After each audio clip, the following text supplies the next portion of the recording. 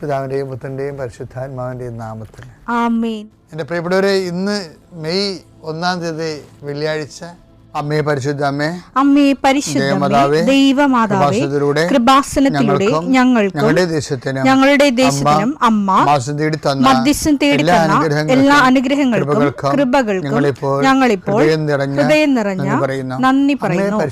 അമ്മേ പരിശുദ്ധമേ, ദൈവമാതാവേ, 2004 ഡിസംബർ 7 ഉച്ചകഴിഞ്ഞ് 2:30 കൃപാസനത്തിൽ സംഭവിച്ച അമ്മയുടെ പ്രത്യക്ഷപ്പെടലിനെ കുറിച്ച് തിരുസഭയ്ക്ക് സമർപ്പിച്ചിരിക്കുന്ന പഠനരേഖകളുടെ മേൽ സഭാത്മകമായ പഠനം ആരംഭിക്കുവാൻ ഞങ്ങൾ പ്രാർത്ഥിക്കുന്നു. അമ്മേ പരിശുദ്ധമേ, ഭൂസ്വർലോകങ്ങളുടെ രാജ്ഞിയായ അങ്ങേയ്ക്ക് ഭൗമസംരക്ഷണത്തിനായി പ്രപഞ്ചപ്രകൃതിയെ തന്നെ തിരുസഭ പ്രതിഷ്ഠിക്കുവാൻ ഈ പ്രത്യക്ഷീകരണം വഴി ഇടയാക്കണമേ. പരിശുദ്ധമേ, ജപമാല മാതാവേ, സകല കൃപാസനം പ്രാർത്ഥനയോടും ചേർത്ത് ഞങ്ങളിപ്പോൾ പ്രാർത്ഥിക്കുന്ന ഈ കുടുംബത്തിന്റെ പ്രത്യേക നിയോഗം പറ മക്കളെ.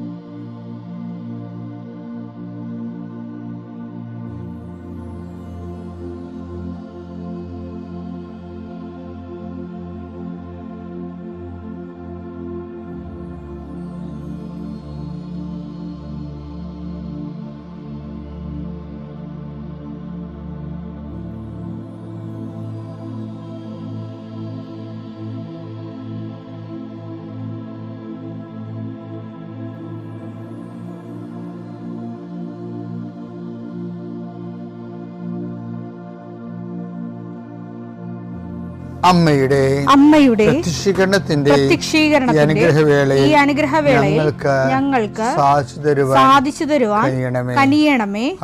ആമേൻ. വിശ്വാസ പ്രമാണം. സർവശക്തനായ പിതാവും ആകാശത്തിന്റെയും ഭൂമിയുടെയും സൃഷ്ടാവുമായ ദൈവത്തിൽ ഞാൻ വിശ്വസിക്കുന്നു. അവിടുത്തെ ഏകപുത്രനും ഞങ്ങളുടെ കർത്താവുമായ ഈശോമിശിഹായിലും ഞാൻ വിശ്വസിക്കുന്നു.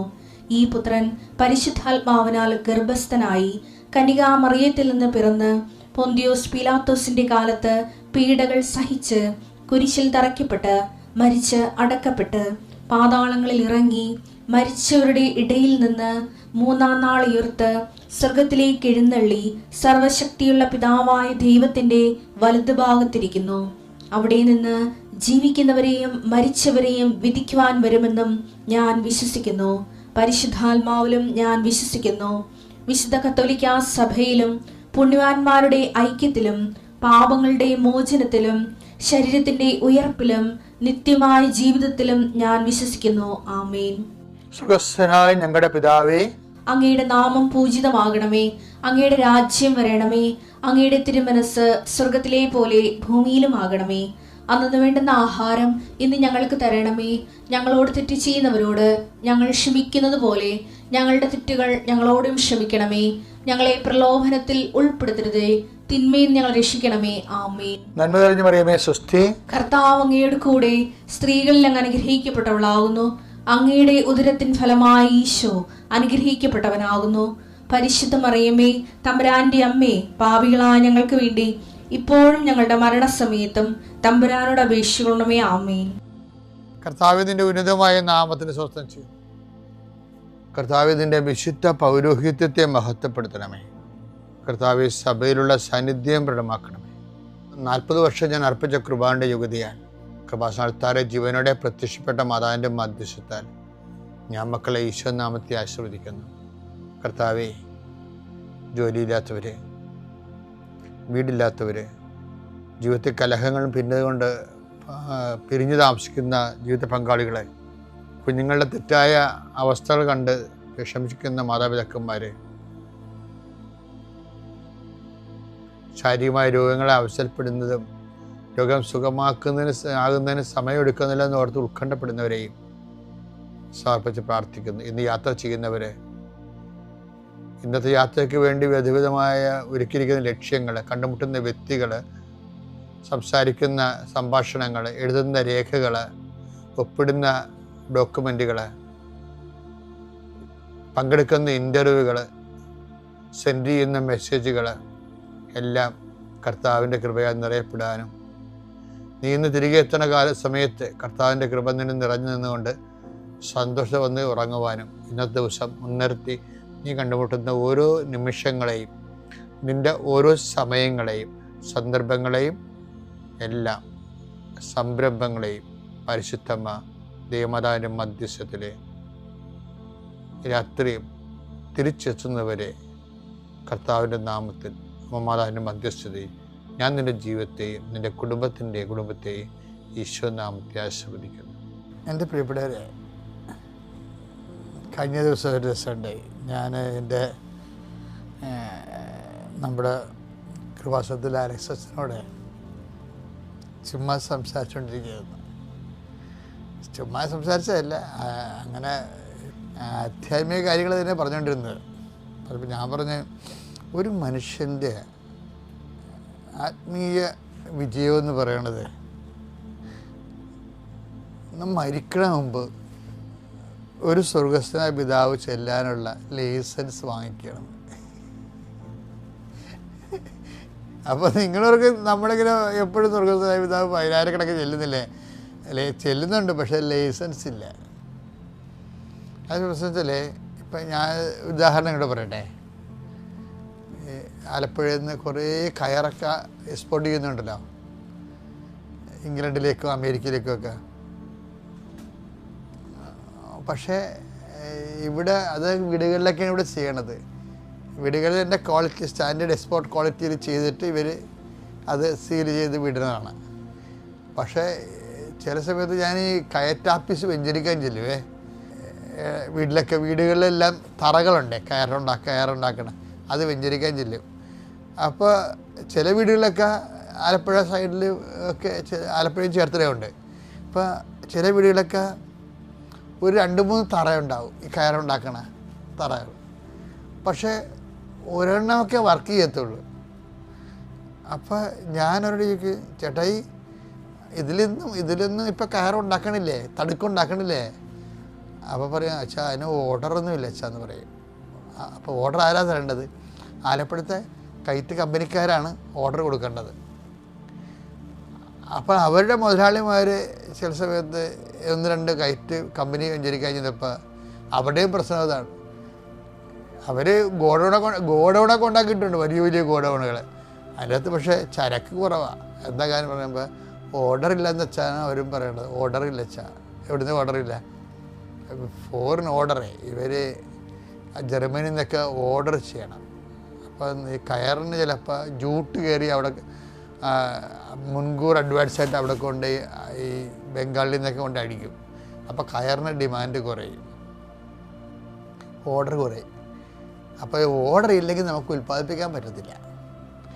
ഈ നമ്മുടെ ഒരു വിഷയം എന്ന് പറയുന്നത് പലപ്പോഴും നമ്മൾ പ്രാർത്ഥിക്കുന്നതിന് മുമ്പ് തന്നെ പ്രാർത്ഥിക്കാനുള്ള ഓർഡർ വാങ്ങിച്ചെടുക്കണം ദൈവത്തിൻ്റെ. അത് ഭയങ്കര അത് ആത്മീയകാര്യം ഇല്ല, അങ്ങനെയാണ്. ദൈവമായിട്ട് ഉള്ള എല്ലാ റിലേഷൻസിലും ഇപ്പോൾ ഈ കർത്താവിൻ്റെ കൂടെ കുറേ ആൾക്കാർ മരിച്ചേ, നിങ്ങൾക്കറിയാമല്ലോ അല്ലേ? ഒരു 6000, ഈ നല്ല കള്ളനും ചീത്തക്കള്ളനും നല്ല കള്ളനും ഉൾപ്പെടെ 6000 പേരാണ് ആ കാലഘട്ടങ്ങളിൽ കുരിശിൽ തൂക്കി കൊല്ലപ്പെട്ടിരിക്കുന്നത് കർത്താവിൻ്റെ കൂടെ. ആ ഒരു കാലഘട്ടം, ആ ഒരു 200-300 കൊല്ലത്തിനുള്ളിൽ 6000 പേര് കുരിശിൽ തൂങ്ങി മരിച്ചിട്ടുണ്ട്. അപ്പോൾ അതിൻ്റെ അകത്ത് അതെല്ലാം മുന്നിൽ കണ്ടുകൊണ്ടാണ് ഈശോ പറയുന്നത്, അത് ഈ പിതാവായ ദൈവം എനിക്ക് അംഗീകാരം മുദ്ര ചാർത്തിയിരിക്കണമെന്ന് പറയുന്നത്. യോഹന്നാൻ 6:27.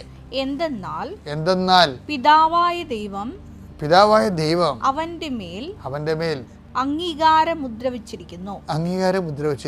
കാര്യം വെച്ചാൽ ഇവൻ്റെ ബലി മാത്രമേ, എത്ര പേര് കുരിശിൽ തൂങ്ങിയാൽ 10,000 പേര് കുരിശിൽ തൂങ്ങേണ്ട കാര്യമില്ല. ഇവൻ്റെ ഈ കുരിശ് മരണം മാത്രമേ മനുഷ്യൻ്റെ പാപത്തിൻ്റെ പരിഹാരമായിട്ട് പിതാവ് അഡ്വാൻസായിട്ട് അംഗീകാരം കൊടുത്തിട്ടുള്ളൂ. ഇത് എല്ലാം നമ്മുടെ പ്രാർത്ഥനകളും അങ്ങനെ വിഷയം. നമ്മുടെ പ്രാർത്ഥനയ്ക്ക് ഇപ്പോൾ നമ്മുടെ സ്വർഗസ്ഥനായ പിതാവ് ചെല്ലണമെന്ന് വിചാരിച്ചു. ഈ സ്വർഗസ്ഥനായ പിതാവ് ചെല്ലണ മുമ്പ് ഈ സ്വർഗസ്ഥനായ പിതാവിൻ്റെ ഓർഡർ ഈ സ്വർഗസ്ഥ പിതാവ് സ്വീകരിക്കപ്പെടുമെന്നുള്ളതിൻ്റെ ലൈസൻസ് നമ്മൾ വാങ്ങിച്ചെടുക്കണം. അല്ല വെറുതെ കയറ്റി വിടാന്നേ ഉള്ളൂ. അതുപോലെ തന്നെ എന്തുമാത്രം ചില സമയത്തൊക്കെ കഴിഞ്ഞ കൊല്ലം സംഭവിച്ചല്ലേ അമേരിക്കയിൽ നിന്നൊക്കെ ആ ചെമ്മീൻ മുഴുവനും അവിടെ ചെന്നിട്ട് അവർ ടെസ്റ്റ് ചെയ്ത് നോക്കി. ഇവിടുന്ന് കയറ്റി അയച്ച ചെമ്മീൻ അമേരിക്കയിൽ ചെന്നിട്ട് അവർ ടെസ്റ്റ് ചെയ്ത് ഒരു ചെറിയ ചെമ്മീൻ്റെ അകത്ത് ബാക്ടീരിയ കണ്ടെത്തി. അവരാ കപ്പൽ മൊത്തം കോടിക്കണക്കിന് രൂപയുടെ കപ്പൽ മൊത്തം ചെമ്മീൻ റിജക്റ്റ് ചെയ്ത് ഒരു ചെമ്മീനിൽ ബാക്ടീരിയ കണ്ടെത്തിയതാണ്. ഈ നമ്മുടെ സ്വർഗസ്നായ പിതാവിൻ്റെ അകത്ത് മുഴുവൻ ബാക്ടീരിയയാണ്. അതാണ് ഞാൻ പറഞ്ഞത്, ബാക്ടീരിയ ഫ്രീ അല്ലെങ്കിൽ ഈ പ്രാർത്ഥന എല്ലാം റിജക്റ്റഡ് ആകും. ബാക്ടീരിയ ഫ്രീ അല്ലെങ്കിൽ എന്താ കാര്യം എന്നറിയാം. ഉദാഹരണത്തിന് ഇപ്പോൾ ചില ആൾക്കാർ ലൈസൻസിന് 8 എടുക്കത്തില്ലേ, 8 എടുത്തേച്ച് പറയും എൻ്റെ അച്ഛ അവസാനത്തെ കമ്പ്യൂട്ടർ മുട്ടിയെന്ന് പറയും. അവസാനത്തെ കമ്പ്യൂട്ടർ മുട്ടി, ആളെ വിട്ടായി. 8 എടുത്തിട്ട് സ്കൂട്ടർ 8 എടുത്തിട്ടിരിക്കുന്ന സമയത്ത് ചിലപ്പോൾ ഇടയ്ക്ക് ആദ്യത്തെ 4 കമ്പനിയായിട്ട് ഇങ്ങനെ ശ്വാസം പിടിച്ച് വെട്ടിച്ചും കൊണ്ട് അവസാനത്തെ 2 കമ്പിയപ്പോൾ പോയി. ഇപ്പം രക്ഷപ്പെടും എന്നപ്പോൾ അവസാനത്തെ 2 കമ്പിയിട്ട് ഒരു കമ്പിയിട്ട് മുട്ടി പോയി, ലൈസൻസ് പോയി. ഇതുപോലെ സ്വർഗസ്ഥനായ പിതാവിനും പറ്റണ ഇതാണ്. ഇപ്പോൾ സ്വർഗസ്ഥനായ അങ്ങയുടെ പിതാവ് അങ്ങയുടെ നാം പൂജിതമാകണമേ, അപ്പോൾ ആ 2 കമ്പിയായി. അങ്ങയുടെ രാജ്യം വരണമേ, അത് കുഴപ്പമില്ല, അതൊരു കമ്പി, 3ാമത്തെ കമ്പി. അങ്ങയുടെ തിരുമനസ് സ്വർഗത്തിലെ പോലെ ഭൂമിയിൽ ആകണമേ, 4ാമത്തെ കമ്പി, കുഴപ്പമില്ല, നമുക്ക് വലിയ റിസ്ക് ഇല്ല അതൊക്കെ. പിന്നെ എന്താ അന്നൊന്നും വേണ്ട ആഹാരം ഇന്ന് ഞങ്ങൾക്ക് തരണമേ, അത് 5ാമത്തെ കമ്പിയാണ്, അത് കുഴപ്പം റിസ്ക്കിലാ പോകും. പിന്നെ എന്താ ഞങ്ങളുടെ കടക്കാരോട് ഞങ്ങൾ ക്ഷമിക്കുന്ന പോലെ, അയ്യോ അത് 6ാമത്തെ കമ്പിയാണ് മുട്ടും, ഔട്ടാവും. ചില ആൾക്കാർ വയസ്സ് 75 ഉണ്ടെങ്കിലും ഇന്ന് വരെ സ്വർഗസ്ഥനായ പിതാവ് കയറ്റി അയച്ചത് എല്ലാവരും ചെട്ടായിരിക്കും. എന്താ കാര്യം? 6ാമത്തെ കമ്പിയിട്ട് മുട്ടിയിരിക്കുകയാണ്. എന്താണ്? മറ്റുള്ളവരോട് ഇപ്പോൾ ക്ഷമിച്ചിട്ടില്ല, അവരോട് മിണ്ടണില്ല, അവരോട് കമ്മ്യൂണിക്കേഷൻ ഇല്ല, അവർ കടമ്പ മോഹത്തെ കയറ്റും, എന്നിട്ട് പിന്നെയും കണാകുണാന്ന് പറഞ്ഞ് പ്രാർത്ഥിക്കും. എല്ലാവരും സ്വർഗസ്ഥനായ പിതാവ് റിജക്റ്റഡായി. അതുകൊണ്ട് ഏറ്റവും പ്രധാനപ്പെട്ട റിസ്ക്, പ്രാർത്ഥനയുടെ റിസ്ക് എന്ന് പറയുന്നത് പ്രാർത്ഥിക്കാനുള്ള കഴിവുകേട കഷ്ടപ്പാടൊന്നുമല്ല. ഈ പ്രാർത്ഥന ദൈവത്തിനെ കൊണ്ട് സ്വീകരിപ്പിച്ചെടുക്കാൻ പറ്റിയ പ്രാർത്ഥനയുടെ ഓർഡർ ലഭിക്കുന്ന പ്രാർത്ഥിക്കാനുള്ള ലൈസൻസ് വാങ്ങിക്കണം. അപ്പോൾ എപ്പോഴും ശ്രദ്ധിച്ചേക്കണം, എൻ്റെ പ്രാർത്ഥനാ ജീവിതം സ്വീകാര്യമാകാൻ വേണ്ടി മുൻകൂർ ദൈവതിരുസന്നിധി വെടിപ്പായി നിൽക്കാൻ കർത്താവ് നിങ്ങളെ അനുഗ്രഹിക്കട്ടെ. പിതാവിൻ്റെയും പുത്രൻ്റെയും പരിശുദ്ധാത്മാവിൻ്റെയും നാമത്തിൽ.